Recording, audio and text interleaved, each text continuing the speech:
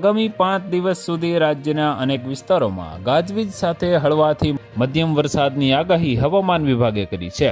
16 જુલાઈએ ઉત્તર ગુજરાત, દક્ષિણ ગુજરાત અને મધ્યમ ગુજરાતના મોટાભાગના સ્થળોએ ગાજવીજ સાથે હળવાથી મધ્યમ વરસાદની આગાહી કરવામાં આવી છે, તેમજ સૌરાષ્ટ્ર કચ્છમાં ઘણા સ્થળોએ ગાજવીજ સાથે હળવાથી મધ્યમ વરસાદની આગાહી છે।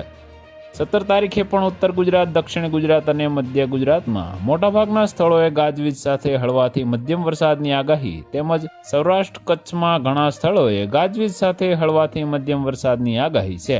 18 તારીખે પણ અગાઉના 2 દિવસની જેમ જ ઉત્તર ગુજરાત, દક્ષિણ ગુજરાત અને મધ્ય ગુજરાતના મોટાભાગના સ્થળોએ ગાજવીજ સાથે હળવાથી મધ્યમ વરસાદની આગાહી કરવામાં આવી છે।